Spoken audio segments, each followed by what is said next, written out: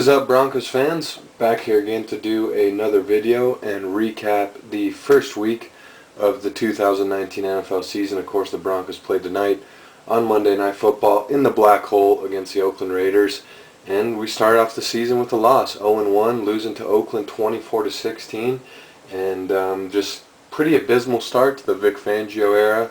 But I'll be honest with you, I'm not real surprised by this performance or the start for the Broncos. And I said as much throughout some of the videos I made this offseason with kind of the hesitations that I had with the Broncos hiring Vic Fangio and some of the off-season moves we made, obviously bringing in Joe Flacco and some of the decisions John Elway continues to make, how I was not a big fan of them. And I got a lot of criticism for saying those things and a lot of pushback from Broncos fans for saying those things, but at least through 1 week it looks like my assessment of this 2019 Broncos roster and the decisions that John Elway has made looks to be pretty spot on. But again, it's only one game, and for the sake of Broncos fans everywhere, and obviously as a Broncos fan, I'm hoping that we will get this thing turned around starting next week against the Bears. But looking at this game on Monday Night Football, man, again, this is kind of what I expected, and a pretty subpar performance from the Broncos on both sides of the football. I thought the offense came alive there a little bit in the second half and made a couple plays, but defensively, for bringing in this mastermind of a coach like Vic Fangio in from Chicago, and the scheme he was going to bring in and how he was going to be able to accentuate the defensive talent that we had, it sure didn't look like it. Our defense was pretty terrible in this game, but at the same time, on the flip side of the coin, I think you really do got to give the Oakland Raiders a lot of credit. That's a team that this offseason has had a lot of, headlines around them, a lot of distractions around them, obviously the whole Antonio Brown situation, and they came out and played great, man. John Gruden had a great game plan. Derek Carr played phenomenal. Josh Jacobs, of course, the rookie running back out of Alabama, who I'm a huge fan of. I think a lot of people that watched college football and saw what he did a year ago and are in the know, so to say, just on football in general, kind of knew the talent level that kid had and what he could be, and he definitely didn't disappoint if you were a Raider fan. And Tyrell Williams, who was another big free agent signing for them at the wide receiver position that wasn't Antonio Brown, really showed out and played exceptionally well. And so you got to give the Raiders credit there, and their defense, I thought, was pretty phenomenal in this game, especially in that first half. But this was a tough start to the season, man. But as I said before, I think it was expected, at least from me and my expectations going into the year. I know a lot of people thought that the Broncos could be a dark horse to be a playoff team in the AFC, and a lot of the local media and even some of the national media and a lot of fans out there were really kind of high on the Vic Fangio hiring and just this team and us really having a shot to make some noise. And I just never really bought in the Kool-Aid that everyone else was drinking, and that the shit, so to say, that John Elway was selling this offseason. I really thought this season we're looking at 6-7 wins, being a 7-9, maybe 8-8 team at best. I truly believe that, and I still believe that, especially after this week 1. But you look at this game and some of the things that went wrong for the Broncos specifically here in this Monday Night Football loss to the Oakland Raiders. First and foremost, you started out terrible. You get outscored 14-0 in the first half. Not many teams in this league are going to win down 14-0. Obviously, you saw Philadelphia yesterday go down 17-0 against Washington and come back there in the second half at home and win that game.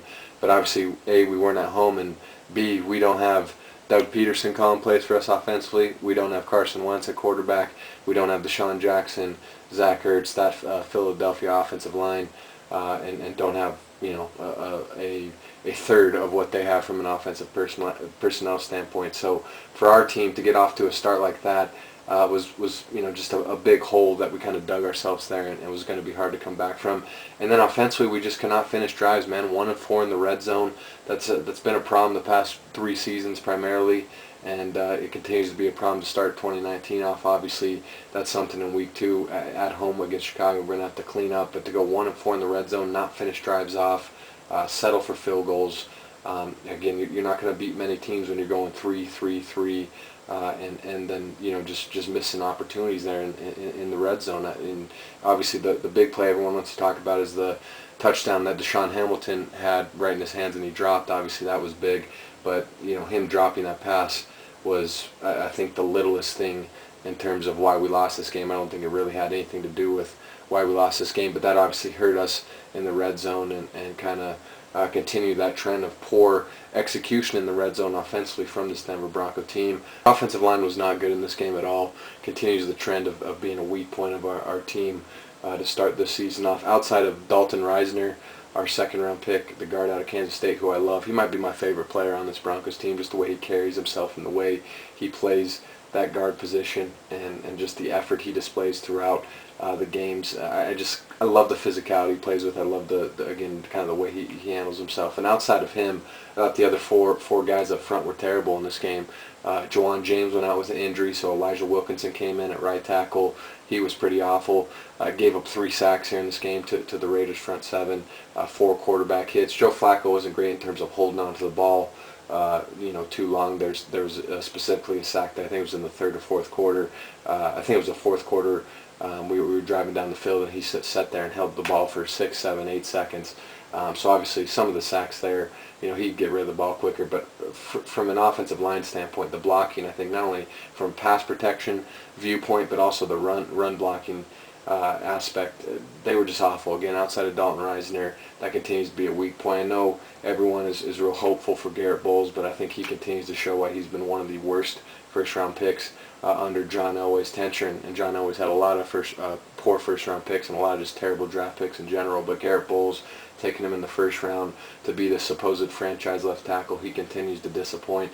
And again, the guys just up front weren't great. Ronald Leary was terrible. Connor McGovern wasn't great. And then again, you get Elijah Wilkinson coming in for Juwan James off the injury, and immediately just getting his ass kicked there off the edge. So the offensive line continues to be a worrisome spot, on this team and on this roster. And outside of Dalton Reisner, again, I'm not real hopeful about this group. And again, they didn't really do much for Royce Freeman and Phillip Lindsay. Those guys had a combined 21 carries in this game for only 99 yards. We only had 4 rushing first downs here in this game. We're not going to win having to pass the ball over and over again and trying to get first downs just through the air. We're going to have to get some first downs on the ground and make things easier for, obviously, Joe Flacco, but the rest of our offensive unit.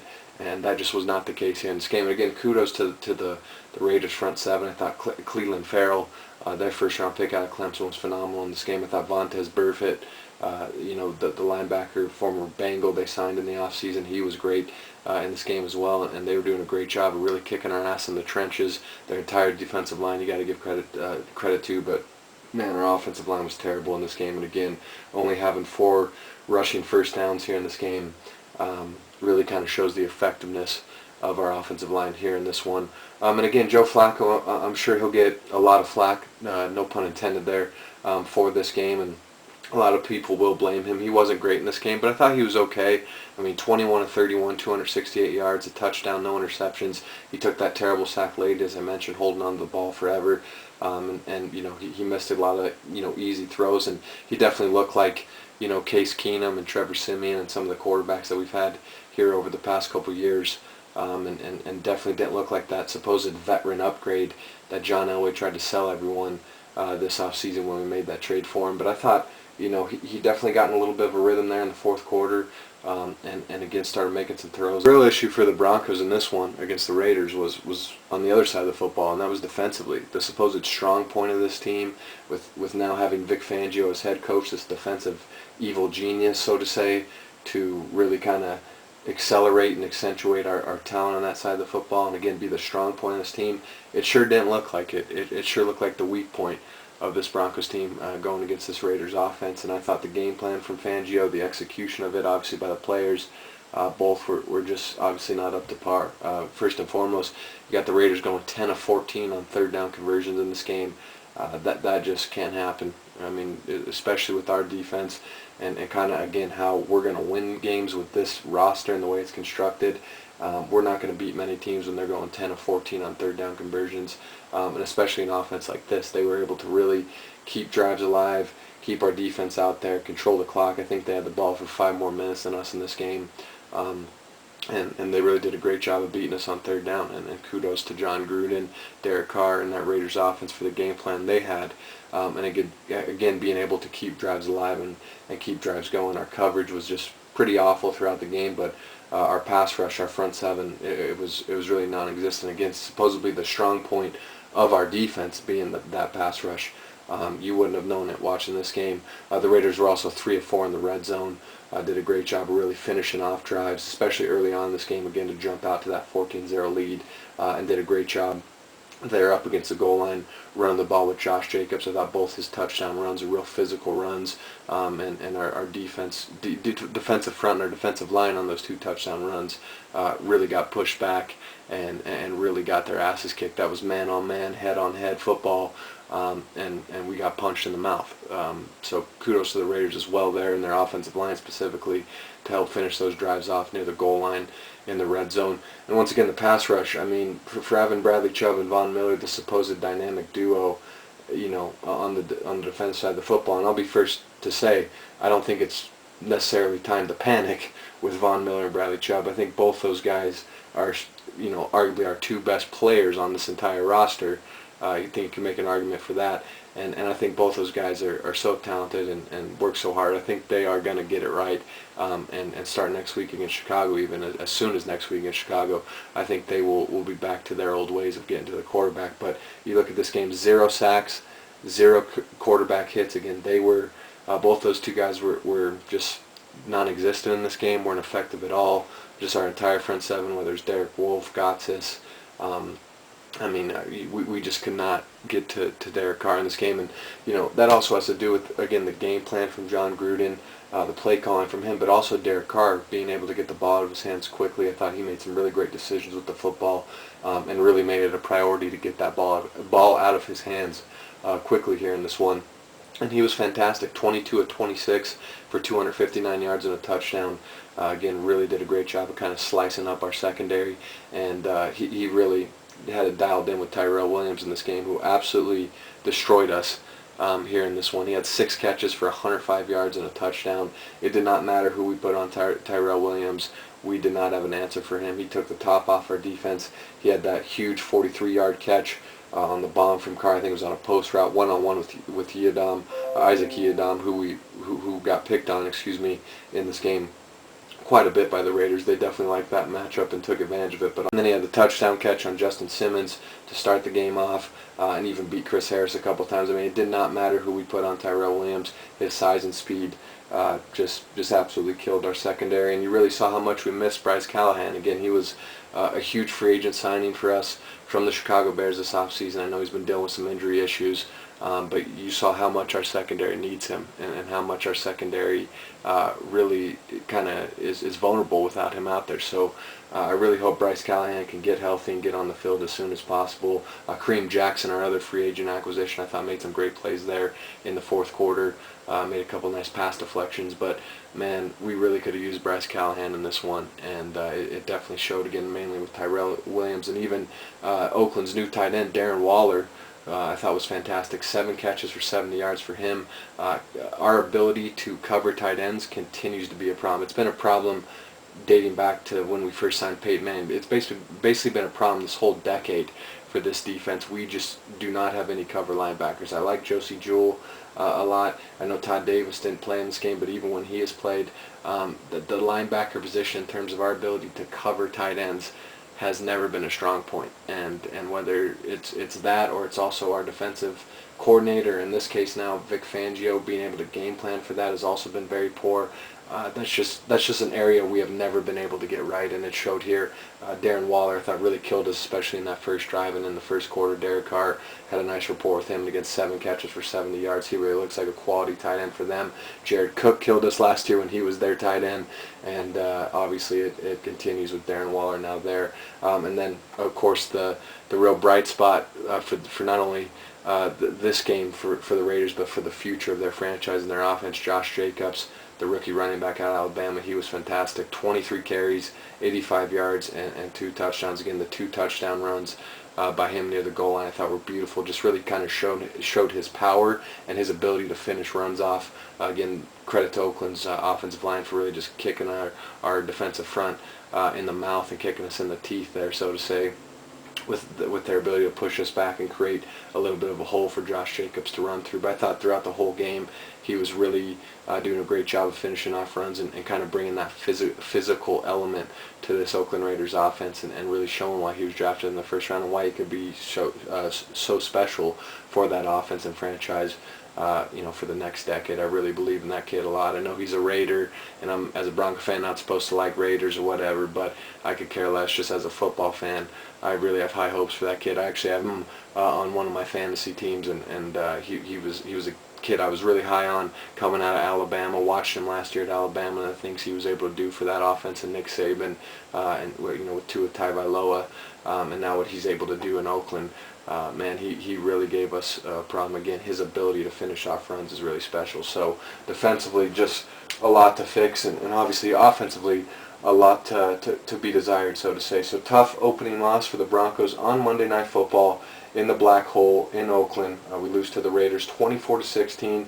Start the year off 0-1, and I think this is the start of what's going to be another long year for the Broncos, and I think our third consecutive losing season. I said this is kind of what I expected again for a third straight season, another losing record. Again, I think at best this is a 7-9 or 8-8 football team, and I think Broncos fans just got to stop living in this delusion of grandeur that we're competing for Lombardi trophies every year like we're the New England Patriots, and again, living in 2015 or 1998 or 97. This isn't that, those kind of teams that we had in those Super Bowl runs.